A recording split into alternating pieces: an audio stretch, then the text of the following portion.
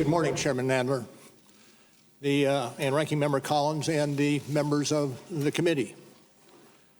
As you know, in May 2017, the Acting Attorney General asked me to serve as special counsel. I undertook that role because I believed that it was of paramount interest to the nation to determine whether a foreign adversary had interfered in the presidential election. As the Acting Attorney General said at the time, the appointment was necessary in order for the American people to have full confidence in the outcome. My staff and I carried out this assignment with that critical objective in mind: to work quietly, thoroughly, and with integrity so that the public would have full confidence in the outcome. The order appointing me as special counsel directed our office to investigate Russian interference in the 2016 presidential election. This included investigating any links or coordination between the Russian government and individuals associated with the Trump campaign. It also included investigating efforts to interfere with or obstruct our investigation. Throughout the investigation, I continually stressed two things to the team that we had assembled. First, we needed to do our work as thoroughly as possible and as expeditiously as possible.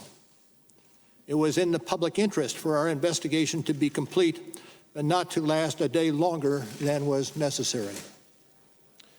Second, the investigation needed to be conducted fairly and with absolute integrity. Our team would not leak or take other actions that could compromise the integrity of our work. All decisions were made based on the facts and the law.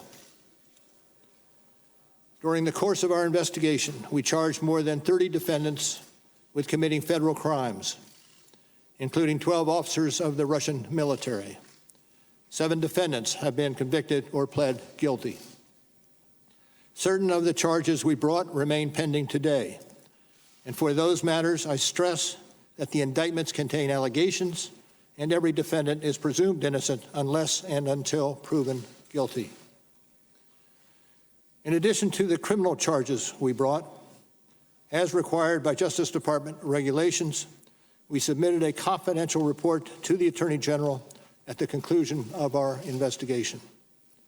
The report set forth the results of our work and the reasons for our charging and declination decisions. The Attorney General later made the report largely public. As you know, I made a few limited remarks about our report when we closed the special counsel's office in May of this year. But there are certain points that bear emphasis. First, our investigation found that the Russian government interfered in our election in sweeping and systematic fashion.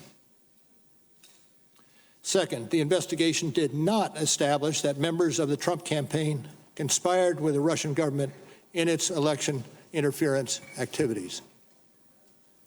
We did not address collusion, which is not a legal term. Rather, we focused on whether the evidence was sufficient to charge any member of the campaign with taking part in a criminal conspiracy, and it was not. Third, our investigation of efforts to obstruct the investigation and lie to investigators was of critical importance. Obstruction of justice strikes at the core of the government's effort to find the truth and to hold wrongdoers accountable.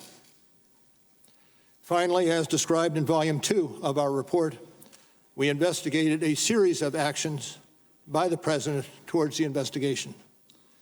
Based on Justice Department policy and principles of fairness, we decided we would not make a determination as to whether the President committed a crime. That was our decision then, and it remains our decision today.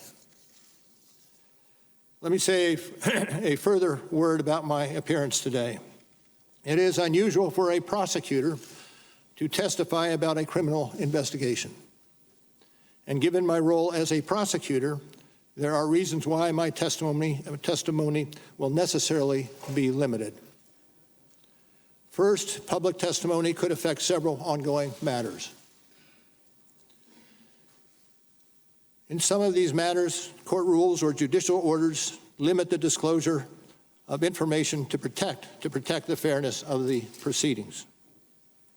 And consistent with long-standing Justice Department policy, it would be inappropriate for me to comment in any way that could affect an ongoing matter.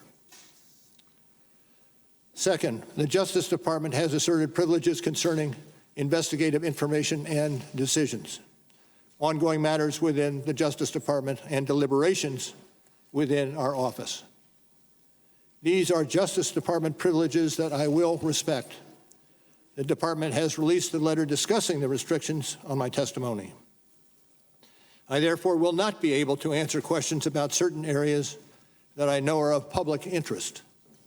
For example, I am unable to address questions about the initial opening of the FBI's Russia investigation, which occurred months before my appointment, or matters related to the so-called Steele dossier. These matters are subject of ongoing review by the Department. Any questions on these topics should therefore be directed to the FBI or the Justice Department. As I explained when we closed the Special Counsel's office in May, our report contains our findings and analysis and the reasons for the decisions we made. We conducted an extensive investigation over 2 years. In writing the report, we stated the results of our investigation with precision. We scrutinized every word. I do not intend to summarize or describe the results of our work in a different way in the course of my testimony today. And as I said on May 29th, the report is my testimony, and I will stay within that text. And as I stated in May, I will not comment on the actions of the Attorney General or of Congress. I was appointed as a prosecutor, and I intend to adhere to that role and to the Department standards that govern it. I'll be joined today by Deputy Special Counsel Aaron Zebley. Mr. Zebley has extensive experience as a federal prosecutor and at the FBI, where he served as my Chief of Staff. And Mr.